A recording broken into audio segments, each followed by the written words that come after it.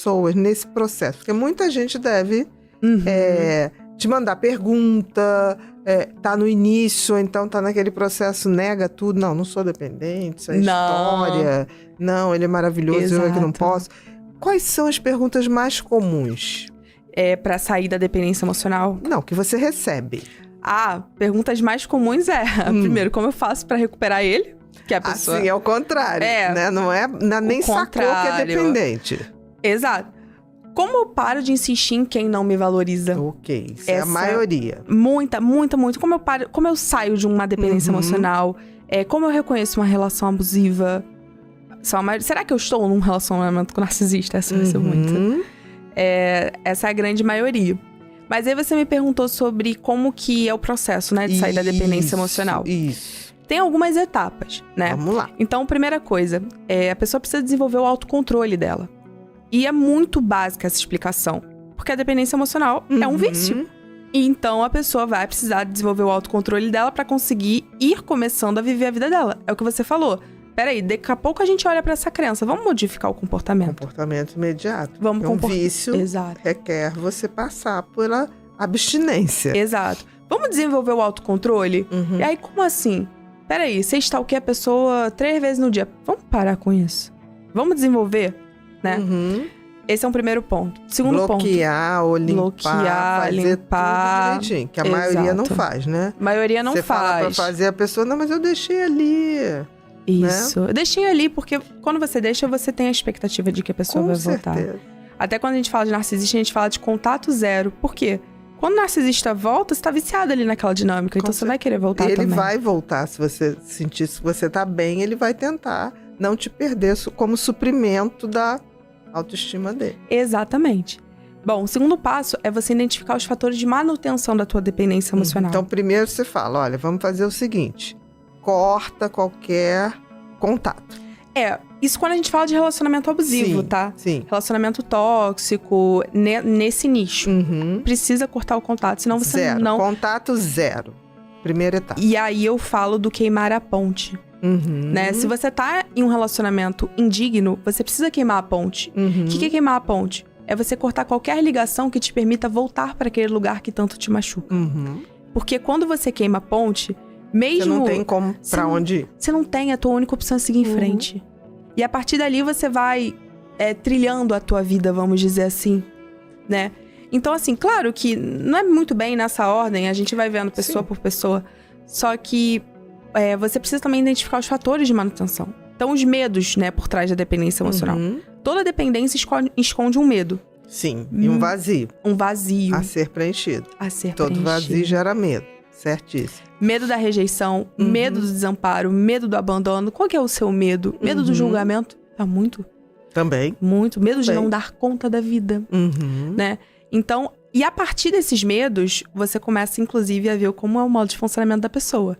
Porque a pessoa vai te revelando ali crenças, né? Então, opa, peraí, eu tenho medo de, sei lá, de ser abandonado.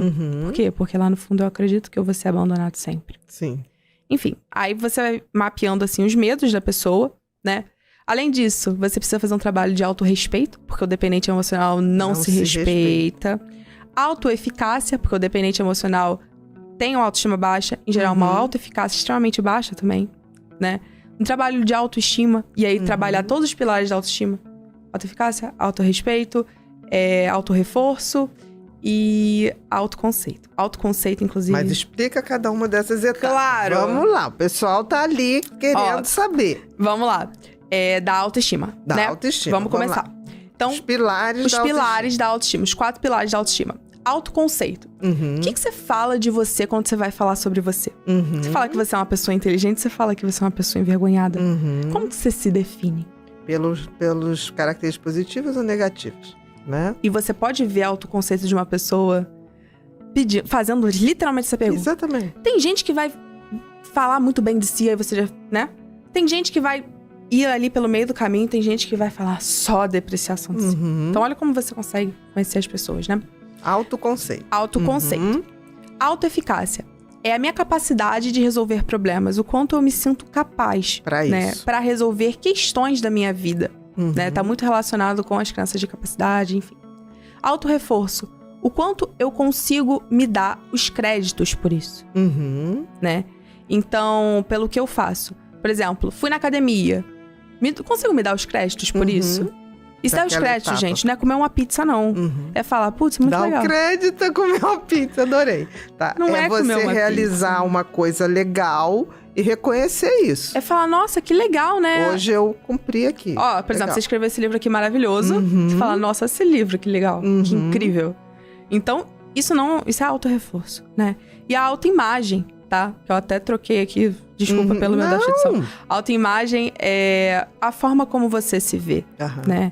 Então, quando você se vê e se percebe, se né? vê e se percebe. Eu gosto muito de trocar autoimagem por autopercepção. Autopercepção. Porque senão a autoimagem fica muito... As pessoas levam muito para aparência. Muito interessante. Só, né? E a percepção é uma... É diferente. É um pouquinho mais... É uma camada um pouquinho mais profunda. Sim, porque muitas vezes a gente percebe a nossa imagem... Exatamente. De uma forma totalmente distorcida. E a gente entra para uns quadros de transtorno alimentar. Exatamente. Mária também gosto muito, mas... Sim. Voltando aqui pro foco. E aí, então, esses são os pilares da autoestima. Você precisa trabalhar esses pilares para você conseguir elevar a tua autoestima. Então... Que é dificílimo. Dificílimo? É. Você acha muito difícil? Eu acho, porque assim... Não tô falando pessoa. Tô falando como terapeuta que fui muitos anos, porque a pessoa tem uma dificuldade de já ver esses pilares. Sim. Ela nunca pensou. Quando você fala assim, se você fosse um produto, como é que se definiria? A pessoa fica, como assim? Não, que é o autoconceito. Você diria o seguinte, eu levo isso aqui para casa porque é durável, é confiável, ou eu não levo? A pessoa fica olhando assim para você. Não entendi, né? É muito difícil as pessoas começarem a ter uma referência de reflexão. Totalmente. É muito. É como se isso tivesse sido treinado. Sim. Né? Essa coisa da autopercepção, autoobservação. As pessoas, elas têm uma dificuldade mesmo, acabam se percebendo de uma forma... Principalmente as pessoas que têm essa tendência à dependência afetiva. Sim. Então, é complicado mesmo, mas eu costumo falar que você pode ir dando os pequenos passos. Com certeza. Então, assim, coloca como regra na sua vida, sabe? Se parabeniza. Muda a forma como você fala com você, sabe? Muitas vezes a gente chama de trouxa, a gente chama disso, daquilo. É verdade. Você fala com mais carinho com você. Eu até, quando eu tô perto de alguém, a pessoa... eu fui muito burra. Eu falo, cara, não fala assim da minha amiga, por favor. Fala melhor de você. Então, assim, são com pequenos passinhos que a gente vai dando que a gente vai melhorando. Às vezes, entrar na academia, por exemplo, melhora o teu autoconceito. Você fala, nossa, eu sou disciplinada. Melhora a tua autoimagem, porque você fica mais satisfeita com o que vê no espelho. Melhora a tua autoeficácia. Você fala, caraca, tava cansada, mas hoje eu fui, hein? E dei conta. E consegui. Melhora o teu autorreforço, porque aí você fala, nossa, eu fui na academia. Eu consegui. E não foi com pizza que eu me reforcei. Exatamente. Né? Então, assim, são pequenas coisinhas que a gente vai fazendo e que vão vai surtindo aumentando. O efeito, né? Você vai gostando do resultado e a partir dali você vai caminhando. Exatamente. E o dependente emocional, então, ele tem essa baixa autoestima. Por isso... Todos, com certeza. Todos. E por isso acredita que ninguém mais vai querer. Por isso acredita que ninguém vai, né? Então, tem que ter um trabalho relacionado a isso. Tem que ter um trabalho também de treino, treinamento de habilidades mesmo. Pessoa, às vezes, como se colocar, às vezes você tem que treinar, porque a pessoa não consegue... Comunicação. Exatamente. Não consegue fazer isso ou não entende. Você fala assim, mas tenta assim... Mas por quê? A pessoa não consegue. Essa falta de percepção é grande. Tem aquele espectro, né? Do agressivo, do assertivo e do passivo. Exatamente. Aí, hoje, as pessoas elas só conseguem entender o agressivo ou o passivo. Exatamente. O assertivo, então, requer um treinamento aí de habilidades. Você precisa... controle de impulsos. Controle de impulsos. Perfeito isso, controle de impulsos. Que seria, né, o autocontrole, justamente. Exatamente. De você não ir... Quando a pessoa chega nesse ponto, e você vê isso, a maioria das pessoas que deve te mandar mensagem ou pedir algum tipo de orientação, elas estão fora do autocontrole total. Assim, elas estão completamente fora perdidas. Da autopercepção, exatamente. Elas estão completamente perdidas. E o dependente emocional, eu costumo falar assim, né? A dependência emocional é como você se enterrar em vida. Exatamente. Porque você esquece quem é você, esquece que você é uma pessoa com vontade, com desejos, com sonhos, com metas e planos, e começa a viver pro outro. Exatamente. E aí você vai se perdendo de uma forma, você vai virando tipo um pó. Como se não é nem resgatar quem você foi, porque às vezes você não tem nem porto pra onde voltar. Você não tem. Você tem que construir um porto novo de chegada. E é difícil, viu, muito Ana? Difícil, e eu costumo, você precisa, por exemplo, se você tá nesse estado, cara, você precisa ir construindo primeiro uma rede de apoio. Um dependente emocional, às vezes, ele não tem essa rede de apoio. É verdade. Porque abandonou todas as amizades, né? Inclusive, alguma amiga minha, quando começa a se relacionar, tá no período da paixão, que esquece das amizades. Esquece. Eu falo, vai ficar dependente emocional, hein? Já tá. Já tá, né? Mas aquilo, a paixão é por si Uma só um dependência. momento de dependência. Se aquilo entra numa personalidade que já tem essa tendência, a probabilidade de fazer uma dependência mesmo e não um momento, é grande. Completamente.